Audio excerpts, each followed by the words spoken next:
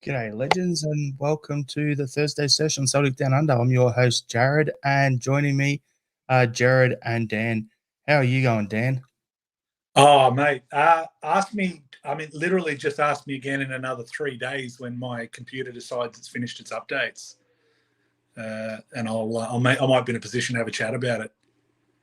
Technical difficulties gives it a different look tonight, so we all get a close-up of Dan's luscious beard and my shit version of it. Whoops, first 5 minutes. There we go. Killed the mate. These are your rules. It's not. It's YouTube's rules. Anyway, and yeah. So, Jared, how are you doing? How'd your grand final go?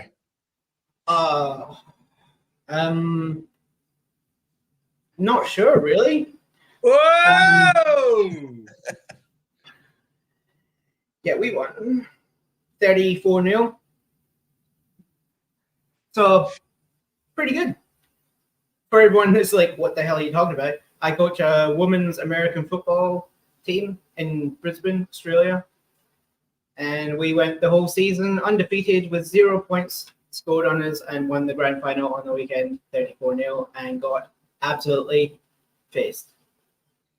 Go, you good thing. Congratulations. When you first showed me that offline, I thought you were bringing in some sort of axe or something like that, just with a shape at the top. And I was like, that's not an axe, it's a trophy. There you go. Just the way. I thought it was a comedian thing having weapons on the show, because like when Liam's on the Pot Noodle on a Monday, he's got a samurai sword next to him, and then you do stand-up comedy. So I thought, maybe you've got some sort of Viking axe or something. It must be, I thought it was a comedian thing, but clearly I was wrong. No, like when I do football, it's not funny. There's nothing funny about football. It's about winning. It's about dominating. It's about destroying a bunch of girls on the field. Wait, that sounds weird. It's about my girls destroying a bunch of girls on the field. I thought we'd just let you have that moment to clarify.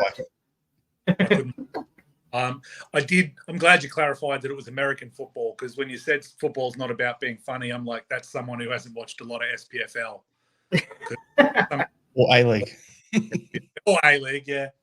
Either way, there's some comical scenes. So. Yep. So tonight's pod, we'll get cracking onto the good stuff, the Celtic talk in a moment or two, but I just wanted to do the usual plug. So CelticDownUnder.com, go check out our website. There's links there to all our social media, whether it's Twitter, YouTube channel. Dan's disappeared because he's looking at something on his phone again. Interesting fun. But we're you go to the website, you can find us all there, follow all the social medias there. They're all at the top of the screen as well. You can check out our shop on there, get t-shirts like this one I'm wearing, our flags. Email me at admin@CelticDownUnder.com if you want to grab one of them. And other than that, plugs out the way. So we'll crack on to the Celtic talk. So I had it open on the screen. I just accidentally shut it down before. So we'll start with the Scottish Cup draw. So yeah, we went through the next round on the weekend when we beat St Mirren. So yeah, just trying to get this thing on my phone again. It's going stupid. But yeah, who'd we get? We got a home game and Rangers got an away game. I know that. That's a positive. Yeah, we got Livingston and Rangers have got Hibs. Wow, there we go. Looking at it now. Yeah, so we've got in full grind again. Home for us, away for them, Hibs for them, Livy for us. It's an SPFL conspiracy to get Celtic to the top again. It's a bit of a doozy here. Greenock Morton is hosting Hearts. That should be interesting. Yeah, Greenock will dominate them. Hope so. And then you got us versus Livy. At least it's not on their plastic pitch. Aberdeen Killy. I think that'll actually be an interesting game. It's the Derek McInnes Cup. And then you've got Hibs versus Rangers. So that's always fun too. I think the cup's there to be won. We'll what is it, like 4 more games or something like that or 3 more games to get the job done. Handy. So I'm happy with that. Any other of those games you think will be decent matches, boys? We'll go to you, Jared. The 4, like, I don't mean to be biased being from Greenock, but Greenock Morton being here is, to me, it seems like a big deal. They're against Hearts. I would have preferred Greenock against Livingston, give them a chance. But the way they are, they're like the form though. They beat Motherwell and Dundee United. Like, so against Hearts, like I don't think they'll win, but I think they might actually give Hearts a bit of a run. And Aberdeen versus Kilmarnock. I mean, Aberdeen right now, like they drew against Motherwell, like late comeback, so they're on the up. Kilmarnock, fourth in the league, about to lose this weekend, but that'll be 2 losses in the last 10 games. How the hell are Kilmarnock fourth and doing this well? Just in researching for this pod, I was like, wait, they're what? I just assumed they were like 6th or 7th. And I was like, they're 4th. And in the last 10 games. What the hell?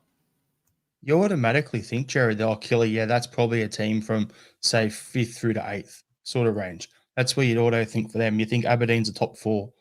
So, should be decent. But looking at that, I'm like, I would have loved to see Greenock Morton versus Aberdeen at Greenock, just so, what's his name? Neil Warnock can go and visit his brick before he goes and puts his pants on the sideline and gets beaten. Hey, it still could happen. Aberdeen win, Morton win. I've got to have a soft spot for Greenock. My uncle is actually on their physio staff up at Renfrew Shires. So shout out to Paul Kelly, and be nice to see them in the next round along with us. That'll be at Hampden. Right, so this is the Celtic/Morton podcast. Yeah, we won't anyone at Morton that he's a massive Celtic fan either. But they probably know. Let's be honest. If they don't, you've outed him. Happy days. So, yeah, the Scottish Cup draw, I think it's all there to be played for. So, we'll leave that topic behind. But main thing kicking about lately is there's a post, and I'll just get the exact wording of it because I think pretty much everyone's seen something similar. But we're shared on, what's that one called again? That, what do you call it? No, not on Twitter or X or whatever. It's on the Kerrydale Street. Kerrydale Street is where it started. But don't shoot the messenger. There is a rumor starting to gain some traction, not from WhatsApp, by the way, that ML, so Mark Lawwell, is currently working his notice and won't be here next season. Hopefully that's true. Now, the person saying that is pretty connected. Also, off the record, spoken to a few other people and other podcasts who have connections at the club, and they've been told that, yes, it's actually happening. He's working his notice period. Sean said in our group chat, hashtag Congdon in, because Lee Congdon's been linked with a job both at Man United and and Newcastle. I don't want him coming back up the road, but looks like one down, one to go, in my opinion, with Mark Lawwell, if it's true. Dan, what's your thoughts on that rumour?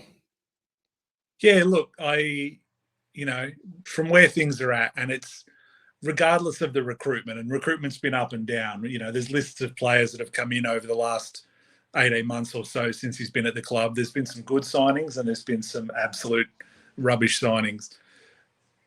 It never looks good when things aren't working perfectly. It doesn't look good when you've got the boss's son or the big boss's son or the nepotism that we spoke about last week. It raises questions. Now, you look at Lawwell's previous experience. He had a fairly significant role title at City Football Group, covering basically Manchester City, Melbourne City, New York City, Yokohama F. Marinos, that whole concept. We don't know, obviously, how much his involvement. I mean, he wasn't out there scouting the next Sergio Aguero, let's be honest. But the guy clearly had something to offer. His hit and miss, his hit record is not good enough in the time at the club. I'll be happy to see change in that area, but I don't just want to see a head of recruitment out and a head of recruitment in. I want to see that the whole operation is run professionally, because along with those rumours, there was quite a few places that posted, I guess, a list of the restrictions or the constraints that Lawwell was working under. And when you're starting to look at that, so it was, I think, 5 mil max fee, players aged 23 or younger, max 15K a week wages, no more than 50 senior games. yeah, you're going to find good players in that range, but you're also going to be picking through some fairly average players. Let's be honest. You're going to come up with guys like Lagerbielke that are just simply not up to it. So for me, yep, the recruitment model and the player model has to be that we're bringing in players as cheaply as possible, and that we are, moving them on for bigger fees. Guys like Matt O'Reilly get the move to Madrid, and we bank that money. You reinvest, you move on. That keeps the club sustainable and moving forward. But we spent quite a bit of money on guys that simply, not to lag on the bloke, but Lagerbielke is just not up to it. And if that's the standard of the current recruitment policy and strategy, change. There needs to be fundamental change in the way it's run. Well, on that, we'll get into the recruitment, not just to the last 18 months, but the last 12 years or something like that. We'll go through that list that I spoke just about off air last week, and we'll touch on that. But those restrictions and everything, to me, that seems pretty stock standard. But for the club, you look back, that's the same sort of thing where you get a Stefan Skepkovic, you get a Bio, you get, a whole bunch of those sort of players, a Marian Shved, these sort of guys that come in, did nothing left. So that makes sense on that regard. But at the same time, what his role, what I've heard is his role at the City Group wasn't actually being out there being an actual scout. He was like a head of a network dealing with the loan players within the group and keeping an eye on them and making sure they had everything they needed where they were. So he was a man manager, and then he had his other scouts for those other clubs out looking at other teams and scouting players in their markets. So Melbourne City's out here. They went and signed Adrian Caceres from Central Coast Mariners. He would have his people would have identified him, or keep having guys over here based in Melbourne, keeping an eye on any players that were here that could be developed or bought and put into the system and all that sort of thing. So that's the sort of role that he's been doing. It's not the role that he's come into, whereas, head of first team recruitment, whereas actually has to be getting guys scouted and make a decision. So we're going to get into what we want the club moving forward off the back of this. But yeah, I just want to find out what Jared's view in this is first. Well, yeah, I agree. Lawwell going is good, but it's like a little blip. It's a start. Like the rest of the front office needs a change, because what he said, they're handcuffed. But also, yeah, he's given all those little handcuffs, and he's said, this is what you need, and this is how much you've got to spend.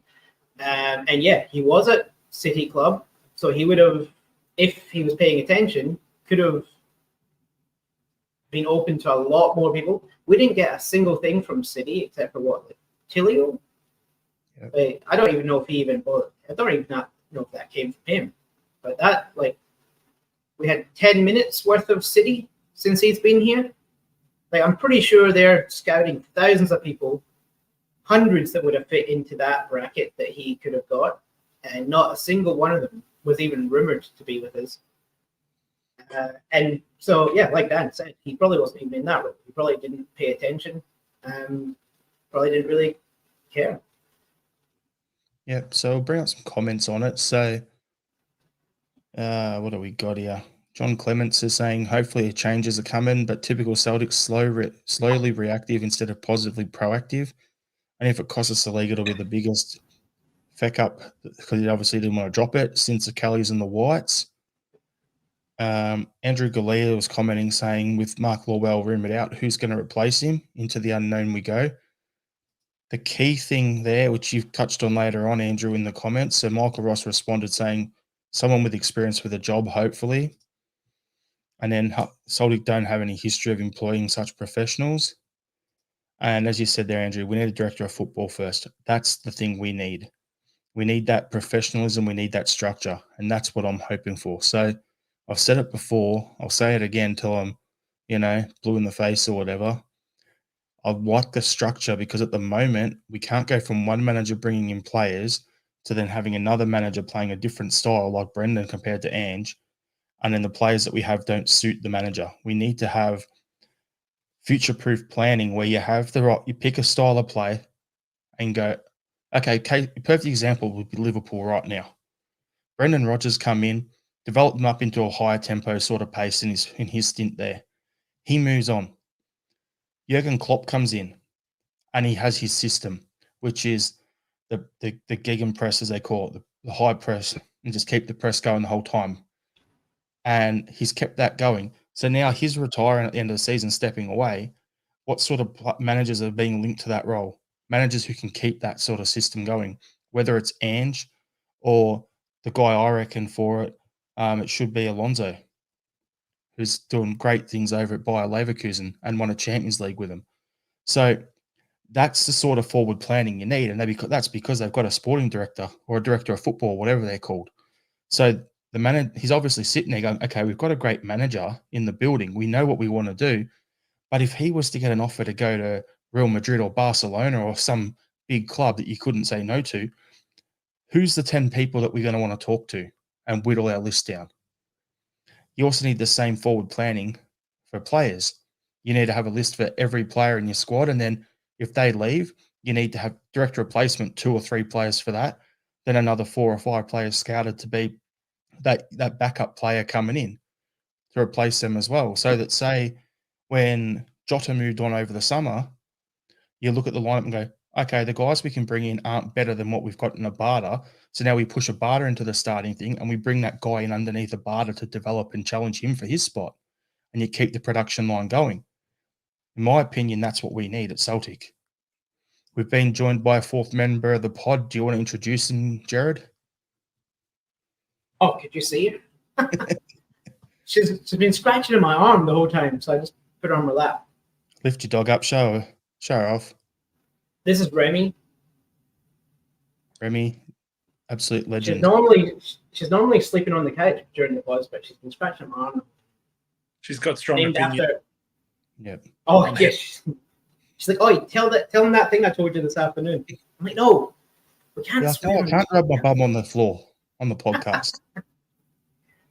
Look, just to pull straight off your point, Jared, I think the best example of that over the last sort of 12 years now has been Manchester United since Sir Alex Ferguson retired. They have whiplash from manager to manager in completely different styles, completely different tempos, completely different tactics, and completely different player preferences. And they've been left with massively expensive guys that don't fit systems or are totally out of favour because the new manager doesn't like them. And we're sort of worrying about being a microcosm of that now in the massive move from Ange to Brendan, where you're like, all right, well, we've got a guy like Kyogo, who is, one of our highest earners and one of our best players, who looks so much less efficient and so much less a threat on goal in the current system. The idea being that you should always be maximizing. I think you said it last week. It's so much easier to sack one manager than it is 25, 30 players. You should always be working around how you maximize the assets that you've got. And yes, you should be looking for a good manager, but as you said, a manager that fits the system and wants to come in and continue to maximize the players that he's got. Brendan's system doesn't do that. And it's taken him 8-9 months to work out how to try and put Eder up there, and we'll talk about the game and that, but it's taken him this long to move things around and try and work things out. Whereas, you bring someone in with a similar philosophy to Ange, you would hope that we would have avoided that. So that's what we were saying last week. Gallardo or Knutson would have been a perfect example of that. But Jared, you were going to say something, so I'll shut up now. Yeah, shut up, Jared. I don't even remember what I was going to say. Yeah. Fair enough. We'll get to some comments here. So. Well said. Yes. So Michael Ross was saying, let's be honest, it's gone stale. Many on the board are well past their sell-by date. All the recruitment team need replaced immediately. All of the recruitment team except for Tosh. I think he does a great job. Keep Tosh McKinley there. The rest can go. And where you're saying, but who? When I was saying bringing a director of football, I've said it before. My opinion, a perfect example of a person for that role. I don't know if he'd be interested in it, but for me, the director of football I would love to at least have the club to have a chat with would be Jackie McNamara. He's done it as a manager at a decent level. He's scouted before, and he's currently a licensed agent. So if you tick all those sort of boxes, I think he'd be a decent candidate. Like if you get someone from the continent, great. Go to Benfica, get their assistant and director of football, bring someone like that in if you wanted to go continental style. But for me, if you wanted to go someone Scottish, I think Jackie McNamara would be a good starting point. You got any names floating around your head, Jared? That's all. When it comes to that, I don't care. Just get someone that's going to do the job. I don't care who it is. Like, just please don't be related to someone higher up at Celtic. That's my minimum requirement. That's how they've got us going at the moment. We just don't want someone that's related to one of the board members. We're not picky. You saying that, then that means Peter Lawwell's going to go, go tap on the shoulder of his favourite person at the club and go, "Hey, John Kennedy, do you want the job?" Don't be saying that. Do you reckon it couldn't be that bad? No, John Kennedy, I think, is like he's setting up to be like the next Celtic manager in 2045. Yeah, something like that. Yeah. You I might don't get know a why shot he in hasn't given a 64 or chance something so like far. that. Yeah. Like he's learned under some of the best managers. I'm just like, okay, like maybe we should just give him a chance. Like last year when Ange was here, we were like, this is Celtic football. This is how Celtic is. This is Celtic football. It's entertaining. Now we're here and it's like no one is entertained. No, Yeah. it's Like like in Gladiator, are you not entertained? that's No, when I was like, no, we're not. We're not. We're frustrated. We're making podcasts about it. Can't be that much worse. It kind of still just hurts that little bit more when you think we're getting up at all hours of the night to sit through it and watch it. And then you've just got to be tired and grumpy the next day. It's just really savage at the moment. Yep, 100%. Martin Weir makes a good point about Jackie, where he goes, "I think Jackie's health scares made him just sit back and enjoy life, and good on him." Yeah, 100%. As I said, he'd be a good starting point, but someone like that would work for me. But yeah, I think that's something we could look at anyway. But there's people more qualified who'll figure it out. All I'm going to say is whoever we bring in for that role, they need to be active in the recruitment space. They have to, and not just be good for recruiting in. They have to be able to get guys out, because that's something we've had a massive problem at the club for probably the best part of 15 plus years, where we had guys coming in and then we just don't get we get one or two out for a good fee. You get Dembele in, you get him out for 20 million, you get Edouard out, you get Tierney out, you're getting guys out for that level of fee. But what about all the guys that we're spending £2-3 million on that aren't going anywhere? And then they just sit there collecting a paycheck while we're constantly loaning them out until we end up buying them out of their contracts. Those are the guys that we need to be moving on, because you add those 2-3 million up with their loans and everything, it could be interesting. Martin Weir is saying Lambo or Lubo could do the job. He just got asked the question. Anaheim Ducks across the pond, please no, not another Strachan. I know he's already at the club as an advisor, but I'm not really a fan of that. Andrew Goulet is saying Lambert. My guys are saying not Lambert. Up and down here. And then RL77, I think it needs to be someone with no connection to the club bringing new ideas. I was going to be funny and say bring in Pierre Van Hooydonk, because, he's a bit of an agent too, just to take the piss here, just to see the comments go off. Nah, If you're going to what's Rocco Varda's dad doing? Oh, Rudy, yeah, I don't know. That's it. I'm going to say it for comments' sakes, just to get controversial. Vote 1, Paul John Dykes. There we go. Nah, let's see it. Let's see the comments on that in the next few days. Well, what's James McCarthy doing? We got him on. Like, we're paying him. Just get him scouting. He's been around for a bit. You probably do something. He's probably if he brings in one person that does well, it's been worth his contract. Yep, 100%. So, yeah, so I was talking about the transfer failings before, right? So this is what we've gone through in the last, since the 2010-11 season. This was spoken about on Axom maybe a week or so ago. So credit where it's due there. But in the 2010-2011 season, Daryl Murphy for 800K, 23 appearances. F. Juarez, 3 million, 20 appearances. Following year, Bangura for 2.2 million for 16 appearances. The year after that, Amadou Baldi, 1.8 million, 24 appearances. Dirk Borregar, 2 million, 26 appearances. Timu Puki, 2.4 million, 38 appearances. Holmbert from Youngson, 100,000, 0 appearances. Stefan Skepkovic, 2.3 million, 26 appearances. In the 2015-16 season, Nadir Chifty, 1.5 million, 26 appearances. Scott Allen, 275K, 17 appearances. That was money well spent just to wind up the Huns, by the way. And Christian Gamboa was 1 million, 31 appearances. Abui Kawasi, 2.8 million, 22 appearances. Marvin Comper, 1 million, 1 appearance. The man, the myth, the legend. Lewis Morgan, 300K, 31 appearances. Charlie Masonda, 2 million loan fee, 8 appearances. Jack Hendry, 1.5 million, 27 appearances. 2018-2019, Bayo, 2 million, 17 appearances. Marion Shved, 1.7 million. 2019-20, Luca Connell, 350,000, no appearances. Bolly Bolingoli, 3 million, 31 appearances. Patrick Klamala, 3.5 million, 28 appearances. On that one, we did get our money back. I will say that's probably the one on this list that I actually think we got our money back on. Ismailia Sorrow, 2 million, 43 appearances. The 10-row season, Barkas, 4.5 million, 24 appearances.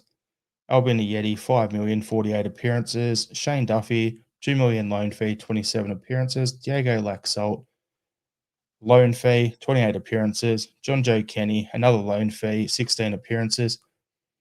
Then we had Liam Shaw, 350K, 2 appearances. Izazi Irigiri, 150K, 1 appearance. So for those two from Sheffield Wednesday, 500,000 for 3 appearances. Itaguchi, 850K, 6 appearances. John Joe Kenny, 125K, 0 appearances. And then 2022-23, Burnaby, 3.75 million for 25. What would he be on about 29, 30 appearances now since this list went out. And Haksabanovic, 1.7 million, 42 appearances.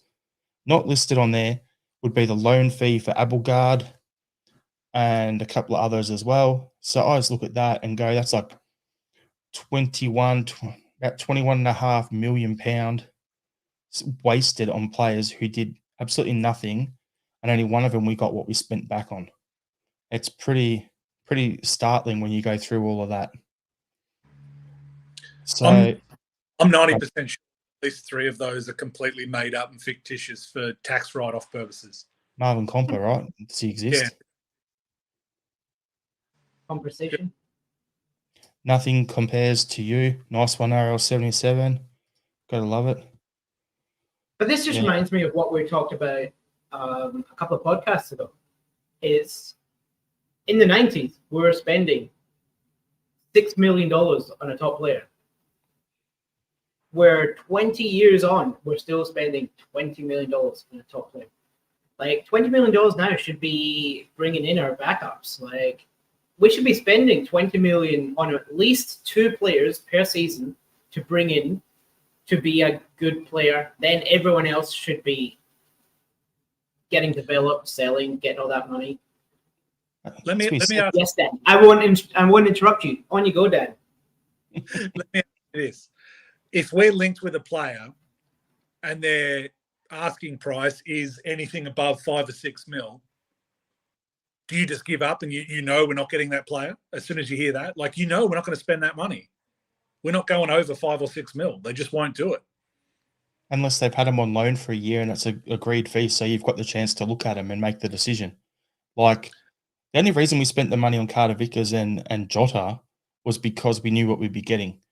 Do you really think the club would have stumped up the $6 million for either of them straight up without knowing that you're getting a decent quantity? No chance.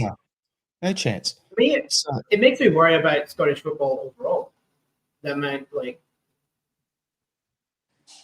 of money that everyone else is now spending, even the English Championship and Division 1 are now spending more than Scotland. Like everyone else is like, okay, we need to up this. We need to up this in revenue. Everything's coming in is going up, so everything they're spending is going up. It seems like we are stuck in the freaking 80s. Like it's a good pisses me off. On you go, Jared. It's the old biscuit tin. That's what it is. Like I look at it and go, as you're saying, 6 million was the top end player back then. Well, we got Hearts and we got Sutton, we got what's his name? Berkovic for around that 5.5, 6 million. Supposed to be good quality players. Raphael shite. We spent that money on, so it's a 50-50 sort of hit, right? But the thing is, we got these players in, we spent the money, and now, as you're saying, inflation happens. The guys back then that were a 6 million player are now a 20 to 30 million pound player easily. Maybe more. Let's be honest. You look at what some of the guys getting sold between English clubs they're going for. You're looking at 40, 50 million sometimes. So that's what that level would have been. And then, I'll say 30 million. And then the guys who were going for 10 million are now going for 40 to 50. So if we're not, I know we don't have the money, we don't have the TV deal, we don't have the money in Scottish football. I get it. But you've got to look and go, if that's what you were spending on a player back then and you want to spend the same, you're going to get the guy who would have been his backup's backup back then now. And that's what we're looking at. That's why last week or the week before on the pod, we were talking about the production line. It's about identifying that player, getting your starter in, developing them, selling them when you get the chance, have their backup ready to go, bring the next guy in, and just keep the recruitment going, keep the cycle going, buying and selling and move it. That's our place in the market. We understand it. I don't think any player should stay at the club at Celtic now for more than 3 years. Let's be honest. I tend to think that's the shelf life for most players. If you're going to be a starter, I think we get a discount as well. I think there's players that give us a discount because, we want to go to Celtic. It's a big club. I think in 5-6 years, if we keep going this way, I don't think we're going to be seen the same way. People still look back on us and, that we were a good club to come to if you wanted to get to the EPL. They used to think that. So you look at guys like Wanyama and Virgil and them, they're like, okay, we're in Belgium, we're playing in Holland, we're not a big clubs there, but if we go to Celtic, we do well there. We'll get our move down to Southampton. We'll do well there for a few years, and then we'll move and go to Liverpool, go to Tottenham, whatever. So we were that gateway club for the EPL, and that's something that, as much as it sucks, it still has to be the harsh reality of what it is at the moment. I think we also suffer from the fact that we are in the orbit of the Premier League, which is just astronomically different to the rest of world football. Yes, you've got your Madrids and your Barcelonas, but apart from that, you've got bottom barrel Premier League clubs spending bucket loads of cash on players. And we are in that orbit. And we've got a manager at the moment, like in Brendan, who his best known market is that market. And you're going to be dealing in players that have inflated fees. Ange comes in and we're getting bargain, cut price Japanese or cut price South Korean players because he's, seen them in the flesh, he's coached them or coached against them. There's no leagues that have more scrutiny or a higher, price tag than the English leagues. And that's where, a lot of us, we're looking for those players. If you're going with what Brendan's putting them, it depends. And again, that comes back to the fluidity of your recruitment department for me. But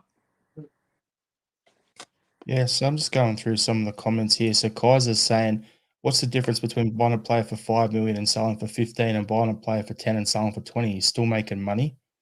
See, I'll speculate to accumulate.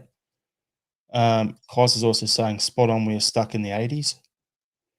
Pork Chop Express is saying, Man City waste millions on players only to farm them out. Yeah, but they're part of the City group, so they've got places they can farm them, obviously. Like Man City are the cream of the crop in that regard. That's what I was saying. Why aren't we a farm? We're part of that Man City group with Lawwell. We didn't get a single one of them. Let's just buy Shamrock Rovers and buy a club over here and set up our own farm. Go on, Dan, you were going to say something until I spoke over you. I was just going to say. People were speaking over Dan. No one ever speaks over Dan. We're deliberately doing it this week. It's a plan. This shit's orchestrated. What do you mean this week? I thought it was the same. I thought it was a deliberate plan every week. I'm absolutely raging. No, we got Paddy Roberts for a couple of years. You know, we're all about that City group. Yep, 100%. The funny thing is, I'm just gonna say this: you look at the new guy who's just bought shares in at Hibs, right? I was just saying that we should get Shamrock Rovers. We should get, set up a bunch like a green and white, click and get a bunch of clubs and just set that up. I'd love Groningen in Holland with us, Shamrock Rovers, and a few other clubs to get together and build up something like the Celtic group, as guys are saying in the comments here. The thing with that is, and where I'm bringing this in, is the guy who's just bought into Hibs owns Bournemouth. So he's starting his own group. So he's got Bournemouth, he's got Hibs, and he's the same guy who's just got the license for the new Auckland-based team in New Zealand in the A-League that's coming in next season. So he's already got his 3 teams. So if a club like Hibs can be part of that thing, why can't we have our own sort of one going on? Desmond. It's the board. The big problem is we can't get the recruitment right for one club at the moment. So filling 3 clubs with good players. Yeah. Maestro in the comments, the board have no ambition to go higher than Scotland, though. The way that tells you that, exactly. Yeah. We just need to be this much better than Rangers, and that is their goal. And guess what? I don't think we are right. Well, so Kaiser was saying gateway to the best league in the world is a good gateway to be. Maestro saying every club buys players who don't make it or don't sell on. It's always a gamble, but the recruitment team would do better. Yes, Dan. Jump on that gateway comment. Yep. Yes, it is, but I don't think we are anymore. There are a couple of players in our current squad that might move down to England, but the days where your Virgils and your Victors, players aren't coming here to be a gateway into the Premier League anymore. It even used to be that way within Scotland. You'd have guys within Scotland who would be like, oh, I'm doing well at Hibs. I'm doing well at Dundee United, like Stuart Armstrong, for instance. Let's go to Celtic for a few years, do well, and then move on down to England. You don't even do that. John McGinn, what did he do? Oh, yeah, they couldn't agree a fee over a couple of $100,000. So I'll just go straight to Aston Villa. And then you've got teams that then started looking up in Scotland and buying up all the players. So we're not even getting players from within Scotland who have the potential for that move as well. Case in point, Miovski.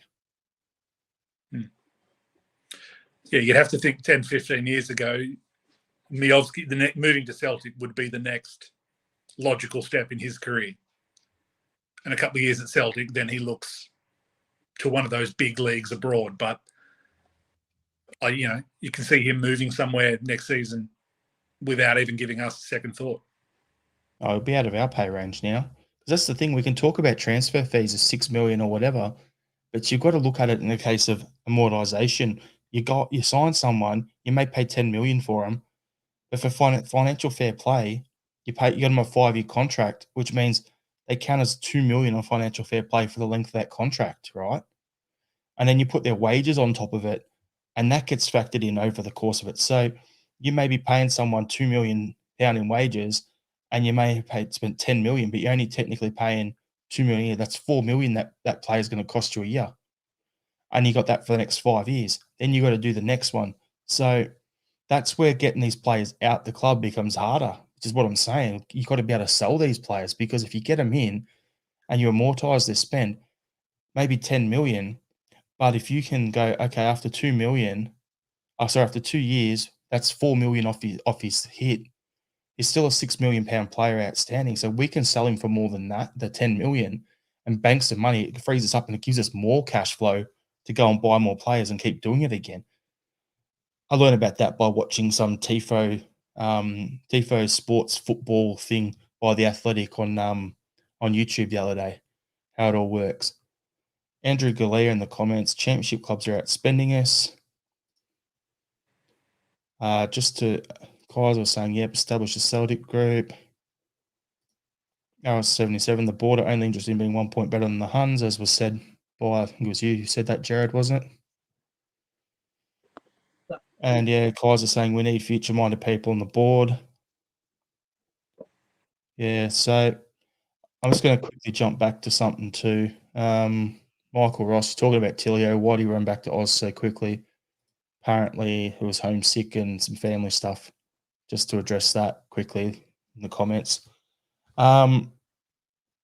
So if we've already discussed how the transfer department should work and the transfer failings, do you boys want to quickly go through our current loan players who are out on loan? And we're going to talk about recruitment and retention now off the back of that topic. And what I want to do is talk about the players who are currently out on loan, how we think they're doing from what we've heard, and would they have a future at the club? And then we want to talk about some of the big name players coming up with expiring contracts over the next 18 months, and would we re-sign them and offer them a new contract at this point in time? So we'll go through that before we talk about a couple other things to finish off. So I'm just going to grab the list I had up on the screen here. So do you want to go through our first team squad as well and just say who you'd sell from it at this point in time as well while we're at it? Or just the loan players? What do you reckon? I'm easy. So goalkeeper, you got Joe Hart, Scott Bain, Benji Siegrist. For me, Siegrist, go straight away. I'm not even going to worry about the other two. They're good to stay at the moment. Bain can be a third stringer. And then in our defence, you've got Johnston, Taylor, Lagerbelka. Well, Gustav's going to Lecce in the summer. Let's be honest. If they can work out a deal, yep, they can pay his wages. The next batch is Scales, Naroski, and Kobayashi. Kobayashi will go. The other two are good enough for me. Yeah, I think I read today they're looking at offering Scales a new deal now. So that's the next thing we'll talk about. So yep. Give him a backup deal. Yep. Carter Vickers, Burnaby, Ralston, and Welsh. They're the remaining four. I look at them and go, I think Burnaby's one that is doing a job now, but we should be upgrading over him in the summer. And Welsh, I have questions on whether he should stay long term or go elsewhere and we can't play first team football. Jared, what are your thoughts? Well, Welsh seems to be the pick for Rodgers. Whenever he's healthy, not even 100%, whenever he's like 51% healthy, Rodgers seems to put him on. So I don't know what he sees something in him. To me, it would come down to him or Scales. Keep one, not the other, because that's meant to be backup. CCB is already in, whatever. And who was the other one? Ralston, Burnaby, Carter Vickers, Welsh. Ralston, keep. Burnaby, like he's improving a little bit, but he's not worth what he's on. Get rid of him because we need Taylor as a backup left back. We need a good left back. The fact that Welsh is getting in games when he's not fit makes me think he must have some naked photos of Brendan or something.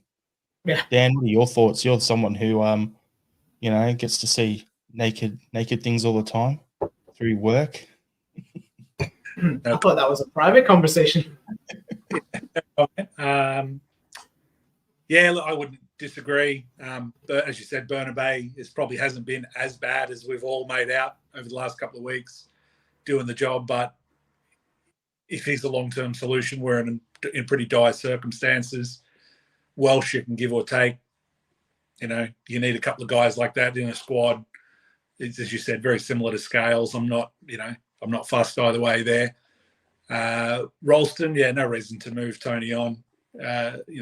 Again, always bring it back. You need those, trained in nation and trained at club players that meet those requirements for registration and all that. So someone like Tony, you're not going to let him go. And was it CCV? Well, he's not going anywhere. So just laughing at Kaiser's comment. Foster's, Brendan's Cocoa Pops. I'll stop there. So Kaiser is saying I'd sell them all, sack Rodgers and invest in a manager like Ange to build your squad going forward. Probably Knutson as he'll be cheap at the board and he's access to cheap players. Apparently he's out of contract end of the season too. 2025.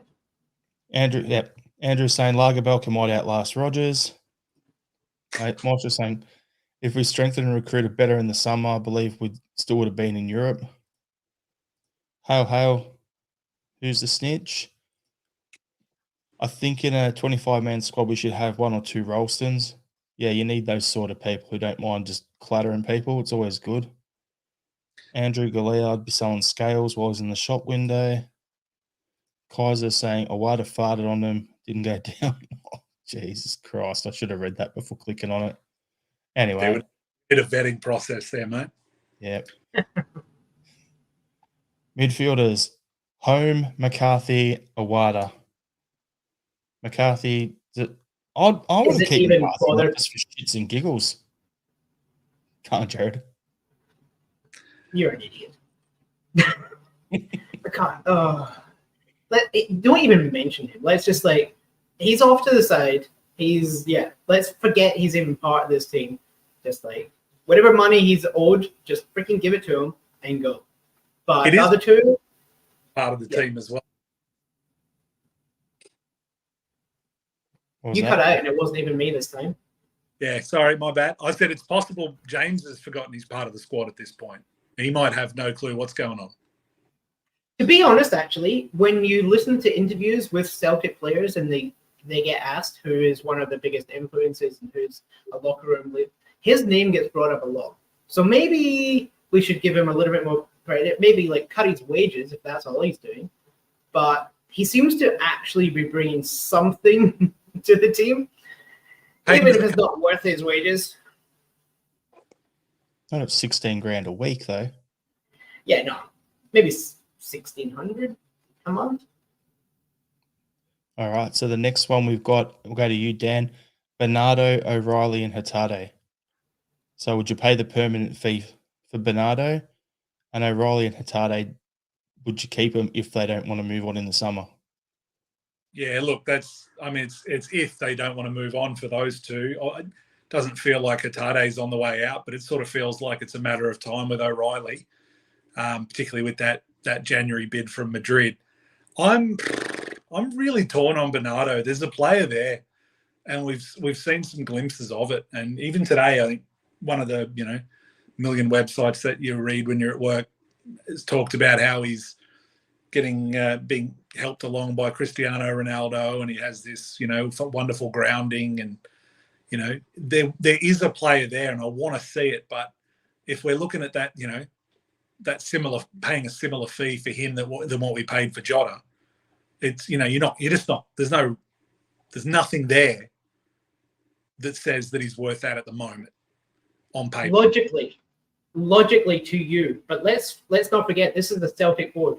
If they've agreed to a fee and it's 6 million or 7 million or 8 million, and they have agreed to that as a fee, let them freaking take it, because they're not taking anything else. What else are we going to spend it on? They'd probably be looking at it going, okay, we can get him for 6-7 million. Let's line up his next move for 12 to 15 and then flip him within a year of him being our permanent player. Exact same deal like with Jota. And then the last two. I'd be fine with that, but there's the flip side of that he comes in and continues to be like a bit part kind of player, and he either hangs on and we punt him out the door when we're sick of paying his wages, or we sell him for peanuts. Like, I want to, if you're looking at making those investments and flips, you've got to see, like Jota came in, was hit the ground running, was playing good football, had those highlight reel moments, did a few things in Europe, not enough obviously, but did some flashy things in Europe and put himself in the shop window and got his big move to the desert. Is Bernardo going to do that? I don't know. I'm so torn, because there's a player there is, but he doesn't fit into a side for me that's got 3 firing midfielders ahead of him. I think Bernardo would be a better fit in an Ange system than in Rodgers' system. That's just my opinion. I think he's good enough. I just think what are the alternatives? I mean, if we don't get Bernardo, who is a decent player, he's kind of where Matt O'Reilly was in the first year. Like, he's showing glimpses. It's not great yet. But if the board are willing to spend the money on him, then get him. At least we know what we're going to get, and he's going to get so much better. And if we don't get him, we're spending £900,000 on some guy from somewhere who the hell knows is what's going to happen. Signing someone from the second division of Korea. There you go. And then last two in the midfield, Callum McGregor going nowhere. James Forrest, I'm keeping him till the end of his contract. Yeah. Forwards. And then sending him to the scouting team. No, we'll send him to the Celtic group team that we set up either in Australia or in the US or something. Keep him within the group. And then in the forwards, we've got Lewis Palmer, Kyogo, Adam Eder. Now, we don't have a agreed fee apparently for Eder, but then some people are saying we do. I haven't seen enough from him yet. I want to keep Kyogo, and Palmer, yeah, keep him. Anyone got any different to say? I thought Eder was only a loan. Yeah, he's on loan, but I'm saying, do we sign him in the off season if we've got an agreed fee? Haven't seen enough. If we've got an agreed fee, if it's between 1 and 2,000, 2 million, maybe, but no, we need to get rid of all and him and bring in a starting striker so that Kyogo can retire. Yeah, I came in here thinking I was going to be way more positive, and Jared, you're just making me be negative. Okay, here we go. You're saying you're going to be negative, then I'm coming straight to you here, Jared, on this one. Nicholas Kuhn, Yang, and Abada. Okay, let's start with Abada. I feel sorry for the kid. He's an amazing player, but he's in a situation. He's a young kid. He's been told by the national manager, if you play for Celtic, you can't play. Like, I don't know if any of us could deal with that. He's probably going to be gone. It's probably best for him if that's a whole different situation. But he's an amazing kid, amazing player. Bad situations. Kuhn, I think, has potential. He's going to need a little bit. Like, he's good with the ball at his feet. He's fast. He just needs to get his head up.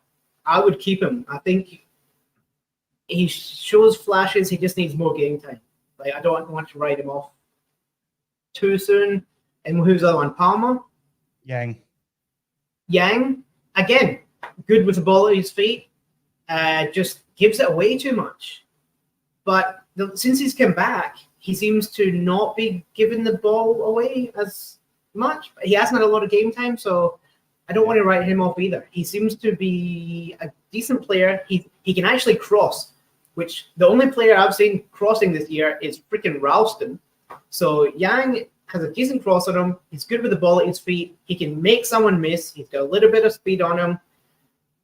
Tidy him and Kuhn up. Like, give him a year, and I think they will impress. Yep. So on them, before we come to you, Dan, I'm just going to quickly say what my thoughts on those two are, right? Kuhn and Yang, I'd be looking at those guys saying, battle it out the rest of the season in training and develop. Spend the next 6 months focusing on your development. One of you will be taking Abada's spot next season, potentially starting on that right wing.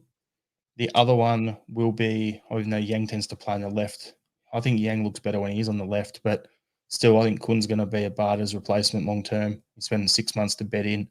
We sell Abada in the off season, and Kuhn just steps up into that. That's my thoughts. Then Tilio comes in and be the backup on the wing there along with Yang. Dan, anything to add there? No, look, it's too early to write off Yang or Kuhn. I haven't been all that impressed with what I've seen from Kuhn, but it's not a great time to be. It's too early, and also he's come in during a bit of a dogfight. Let's be honest.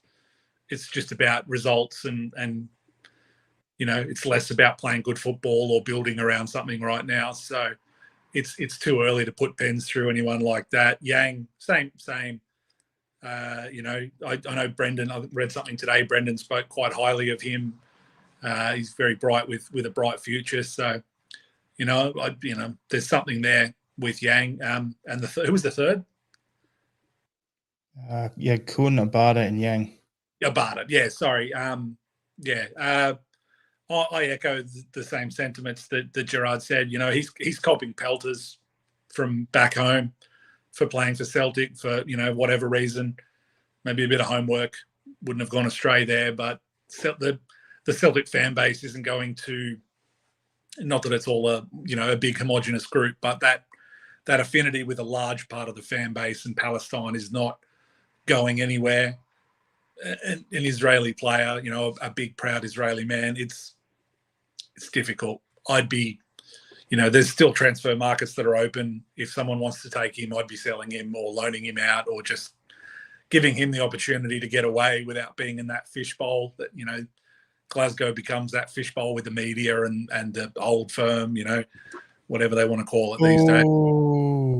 Whatever they want to call it these days. Here comes the comments for you, Dan. I'm telling you. I just wanted to say, shut up, Dan. That's right. He needs, let him go. Let him go and not be in that firebrand situation and sell him in the summer if you can. Last two, O and Dazen Matter. For me, keep both. I'd like to keep O, but then put him on loan within Scotland for a year.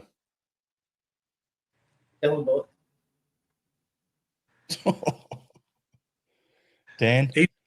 Yeah, same. Even like if Aberdeen sell Miovski, could you loan him to Aberdeen for a year and say, right, go up there and prove your worth at this level? Maybe take some points off the Huns and, we reassess at the end of the year. But if not, it's time to, it's well after the 15 minutes, it's time to shit or get off the pot. Give him the loan and as part of the deal, buy Miovski and say, okay, we'll take him from you, but you get O on loan for the next season. I'd definitely be open. Now to get to what we started for, the loan players. So you got Toby Oluwayemi, and you got him. Go yes or no. Just rattle it off. What do you reckon, boys? Yes. Yes, keep. Matt Anderson. No. Yes. Yes for me. He's a left back. We need all the help we can get there. I'd keep him for the production line. Bosun Lawwell. Now, he's gone out as a centre back, but he's playing as a defensive midfielder, and I think that's something we need help. The size he's got is a yes for me. Dan? It's my number one to come back. Number one. Yeah, I'm excited right now. I've gone out of my way to try and watch a little bit of the Fleetwood highlights and whatever you can find on YouTube, and he looks good. He looks really good. Yeah. Card, which I thought was a bit crazy. But. Ben McPherson. He's on loan at Queen's Park. No. I didn't mind the look. I saw he had an assist in their win against Dunfermline the other day. Potentially a little bit of something there, and I haven't seen enough to write him off, so I'm just going to say yes. I'll say bring him back and let him have the preseason, and if he does well, great. But I don't expect him. When I said no, I don't expect him to come back and make our first team squad next year. It could be come back, have your preseason, and either you sell him or you loan him within the premiership to see if he's good enough. And I'm the same with Mackenzie Cass, who's also on loan at Queen's Park as well. Yeah, there's something there. He scored a goal in that win against Dunfermline as well. I like the look of him. I think there's something there. You want to see it. You want to see if you can do it in the SPFL. Next one is Liam Shaw. Sell him, get whatever money you can. Just get it done. Get him out the door. He's been on loan since I was in high school, it feels like. That's a long time ago, just based on appearances alone. So, Can you tell? Jared's 21. I used to listen to Limp Bizkit. Actually, I still do, but nothing wrong with that. When they were actually popular. Everyone behave or Jared's going to start breaking stuff. Oy. There we go. There's a deep one for you. Adam Montgomery, I'd be keep getting him back. Same deal as I said about McPherson. Bring him in for the preseason, see if he's good enough.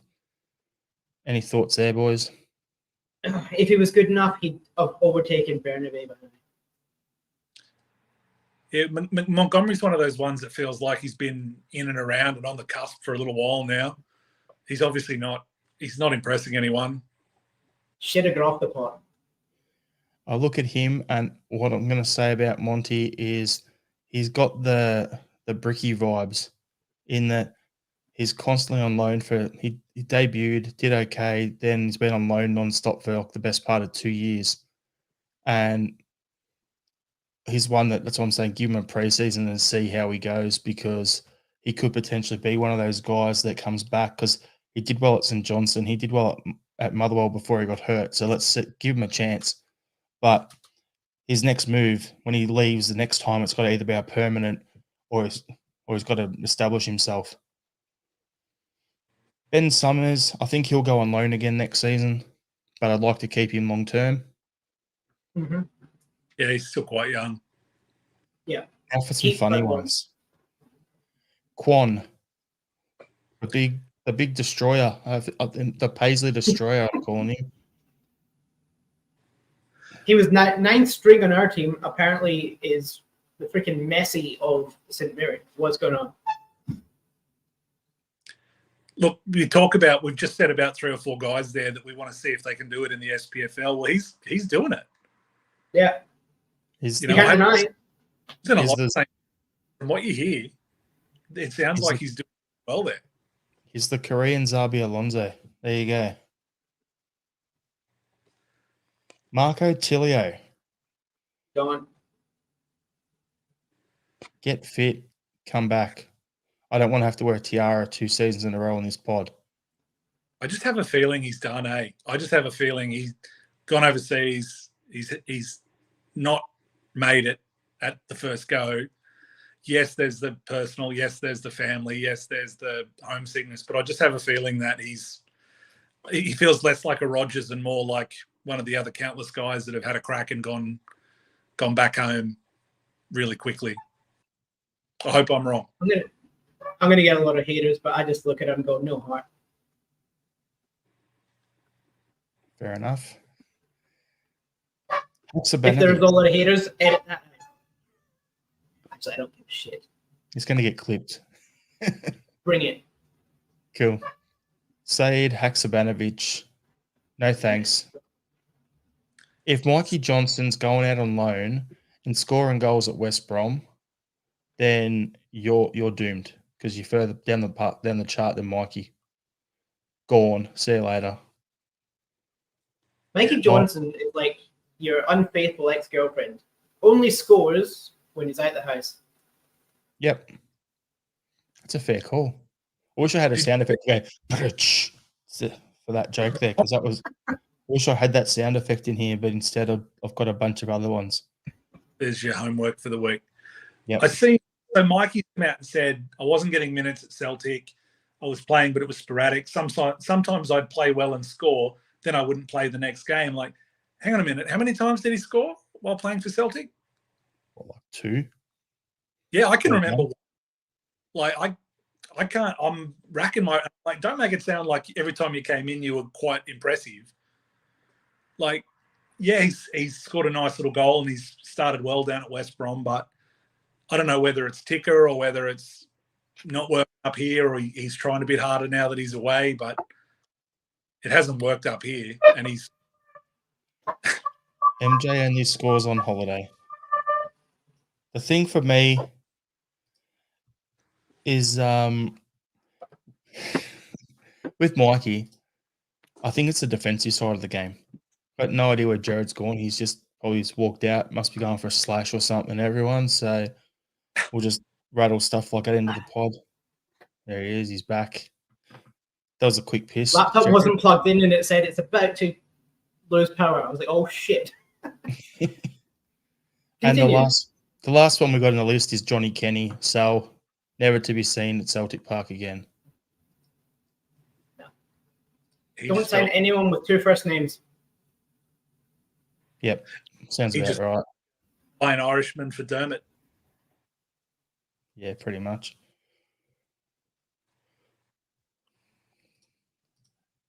How, mate? How?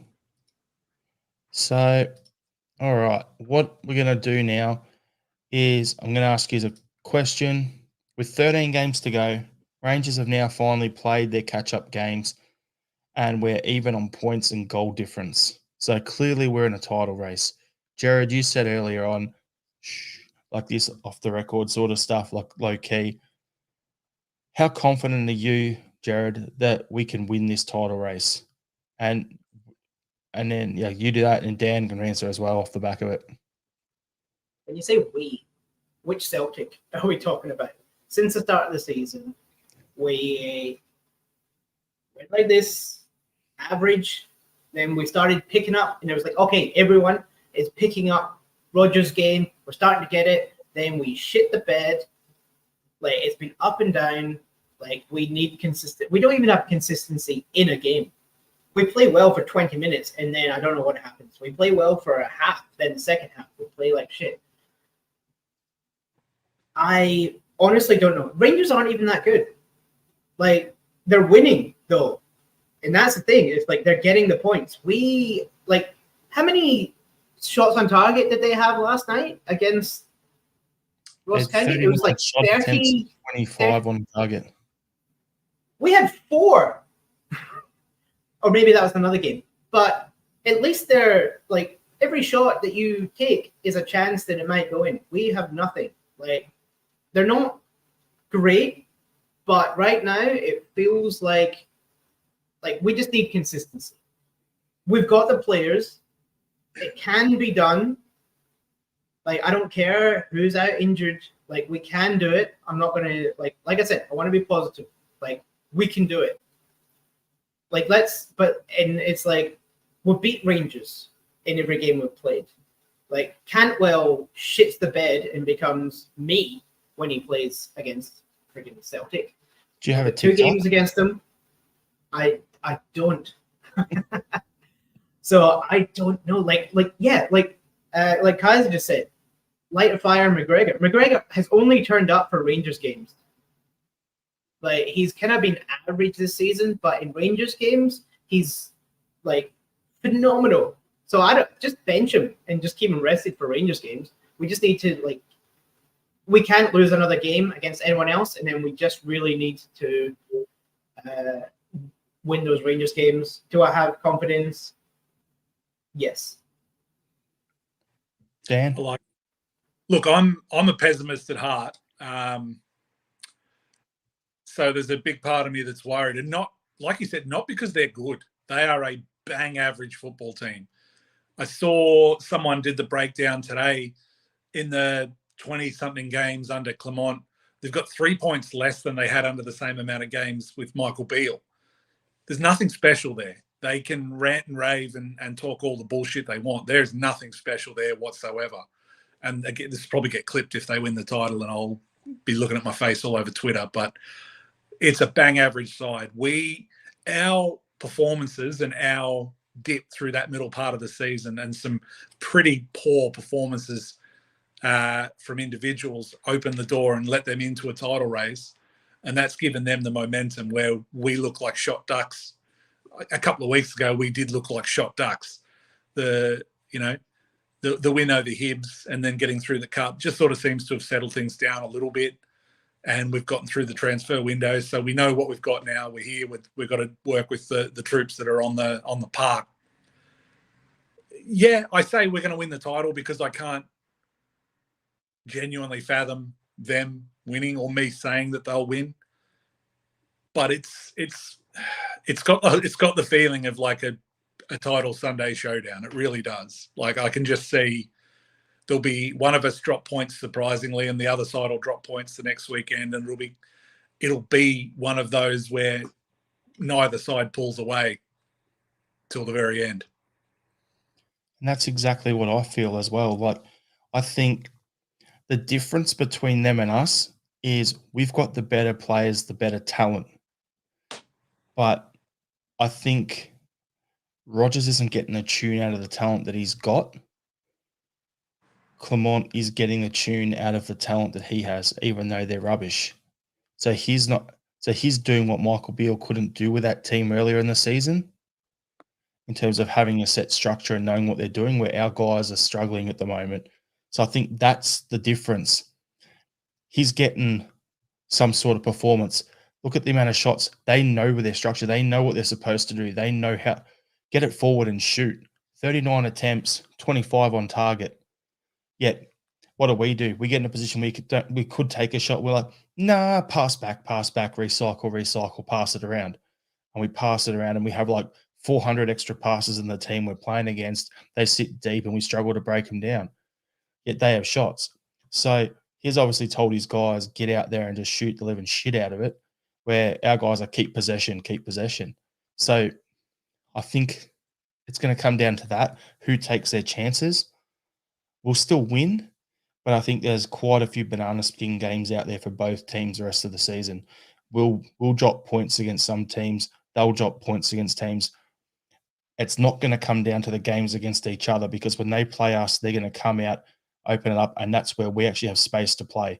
When we play teams that attack like Hibs, when we play against them, I think on the weekend against Killy, it's going to be pretty open. So we're a fair chance. I think it's going to be a big game for the season. Like, this is the old-fashioned. We played half a game. We played half a game against St. Mirren. Yeah. Like, we've lost twice to Killy. They beat Rangers. This is going to be a huge game. And that's the thing going into the weekend and everything like that. But that's what I'm saying. There's a few banana skin games. They've got a lot more home games up until the split than we do. Yeah. So after the split, we're supposed to have more home games. So it's going to be, that's where it's going to be good for us. But I'm just looking at it going, it's going to come down to either last or second last game. I don't think it's going to be a team's going to go on a run of wins and it's going to happen. I think they'll just butcher a few results here and there. We'll do the same deal. And we'll see who can, who's left holding their nuts and who's holding a trophy at the end of the season. We seem to have swapped places with them. They're attacking the goal, and we've developed the horseshoe. Yeah. It's just, we'll lose the ball, go back. You know that old metal thing that you'd have that had all those little balls in the string and you pull and go? That's us. Yep. I can't remember what it's called. I hope they draw points. Oh, I love it. I love for them to get even and think, oh, we've done great. We've caught up. We're even. And then them to just lose on the weekend would be the absolute best. Especially if we were like an 88th minute winner and they drop points. It would be the absolute funniest shit ever. There was a little bit. Playing Dundee? Who are they playing? Is it Dundee? I don't know why. Dundee. I don't know. I can check. No idea. While you do that, there was a little bit of that. Because coming into their game today, there was all, we can go top tonight, we can go top. And they won 3-1, but they didn't go top. And you could already Johnson away. You could already see the back down just a little bit. So, if there was a loss or a draw along the way, it'll be Hun meltdown on Twitter, let's be honest. But they've got St. Johnson at McDermott Park on Sunday. And then we've got, so it's Sunday, 11 a.m. 11 p.m. for us, whatever it is. And then we're playing Killy, at home. So, let's hope they drop some points. Killy are missing a few players this weekend, apparently. Michael Ross, were they not meant to be top of the league today? Yeah, if they won by more than 3 goals. They only won by 2. So that and one goal. They only just got that third one as well. Yep. Last minute. Yep, 100%. All right, so talking about the Killy game, what matchups to watch out for? For me, I think it's going to be a battle of their wingers every time we played them. Armstrong on one side has been absolutely causing us fits. I think he's on their right wing going up against our left back. So Bernabé's got a big job in front of him. I think that's a key matchup to watch out for. Their wingers going against our fullbacks. And then in the middle of the park. Dan, what are you thinking? Mate, I had the exact same note. Danny Armstrong, I like to look at him on the right wing for them, and the thought of what he could do to Bernabei in space when Bernabei's not in the spaces he's meant to be in. When he goes wandering, yeah. It's quite a worry. So, we need plenty of recovery on that left side. Scales has got a big job ahead of him. So Danny Armstrong came off early last game and apparently is questionable for this game, and that would be great for us. So I'm not sure if he's even going to be playing. I watched the interview with the Killie manager earlier on today, and there's a few injuries, and Armstrong's one of them that may or may not play. And if he does play, he might not be 100%. But I mean, are we going to sit here at Celtic praying for like an injury to a Kilmarnock player? He was great, but like we just need to be better. Like, and also if we're worried about Bernabei getting beaten by their right winger, don't put Bernabei on the freaking field. Like I've been saying for the last several weeks, let's just go with a 3-back. I've got another idea. Get rid of that. I've got an idea for you. If they're gonna start him, Jared, and he's carrying an injury, start the Bricky at left back for like at least the first half, and just tell him to go out there and just clatter him a few times, and then see how it goes. You know, we can play that dirty game, can't we? Oh, did I say that on a podcast live on YouTube? Yes, I did. I would never condone such actions. I would never condone. I did, just totally unrelated, but I did, as a goalkeeper, once tread on another player's testicles, possibly intentionally, but possibly maybe intentionally. Yeah. You would testicles. Okay, so predicted starting lineup, boys. Dan, who are you going to go with? Oh, I've just had it written down. It was pretty much the exact same team as last week, depending on whether they want to play the two up front with or the two with Ida and Kyogo or not. It's pretty much I would, just because I thought Ida opened up a bit of space and worked it around for Kyogo all right. But that's probably the only difference I'd make. For me, I'd just go the same lineup as last weekend. Let's get some consistency out there. And plus, I'm looking at it going, I don't really want to be on the place. Oh, that's at home, isn't it? Yeah, cool. Go with what we've got. Yeah. Cool. Jared, anything different to add? I think I would change it a little bit. Like, we had one thing we don't do well is cross. Ida had one of the best crosses from Ralston. Didn't even get it on target. And we were complaining about Kyogo like not getting service, and then he gets taken off, and apparently all the services towards Kyogo. So I was like, okay, so we've fixed everything else. Let's put Kyogo in because he'll finish those things. So I'm going to take Ida off, put Bernabei back on, and move what's his face back on. I would even like for this because we know that they're going to come at us, and everyone's going to be like, "You're an idiot." But I think I would even start Kun on the right, Palma on the left, Kyogo in the middle.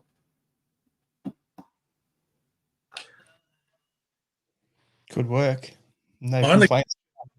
just off the top of my head, is Greg Taylor due back for this one? Yes, he's back this game. Yeah. Now that you've just mentioned it, yes, he said he was going to do that. He's just like so. I doubt he'd start though. Let's be honest. It's a crappy pitch to be putting someone on, but coming back from injury too. That's at our place, so yeah, it is bad. It's not even a rugby park, but it's getting falling asleep here. I'm all over the show. All right. Because Dan's fallen asleep, let's just get our score predictions and get out of here then. So, Jared, what's your score prediction? 2-0. And because of Andrew Galia's last comment, it's going to be 2 goals by Kun. That's the comment there for everyone. Yang is better than Kun. You know what? I wish everyone had learned to spell Kun properly. It's not K-Hun. Get it right. Sorry, Andrew. I just had to say it because there's this bloke in the WhatsApp group I'm in, and he's done it all the time, and it does me head in. What do we got here? 420 somewhere, 3-0. I'm going to go for a 4-1 win to us. And now, Dan, because you were falling asleep, what's your score prediction? 2-1, Kyogo and Yang. Yang comes off the bench to score because I too think. But Cool. All right. I just realised we didn't go through the upcoming expiring contracts, so we'll keep that for next week. We'll talk about that. We'll get to our final thoughts and get out of here. So I'm going to be selfish and have 2 final thoughts tonight. So as Jared's doing, he's given his dog a bit of a cuddle, pat, whatever. If you've got a dog, they're the best animals ever, so give them a pat, show them all the love in the world. Jared, go your final thought. All right.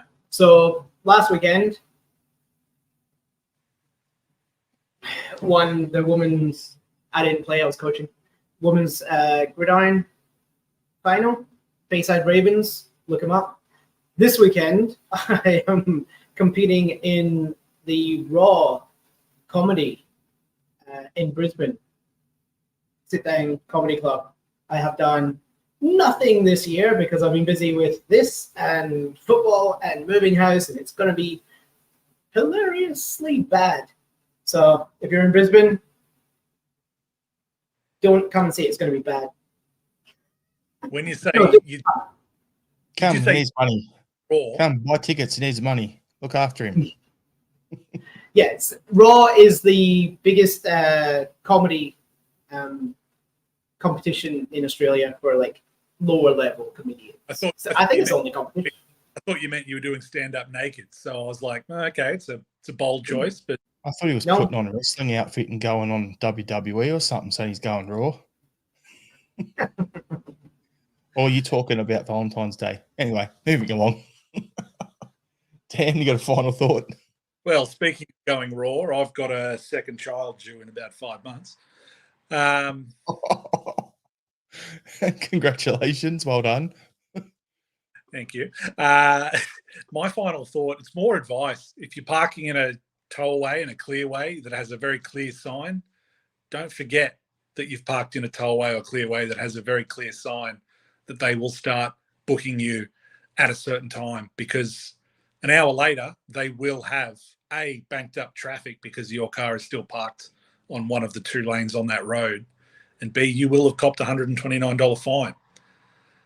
And that's one that my wife just learned about right then. So I won't be going to sleep after this. I'll be explaining why we're $129 light. But my final thought is be responsible. Park in appropriate spaces. Don't get married. Or, yeah, it's way cheaper. And my other final thought was I hope everyone enjoyed their jelly and ice cream yesterday. Cheers. Hail, hail. And we'll see you next week. Where's the tiara? It's coming. It's not the end of the season yet. Hail, hail. Tiara.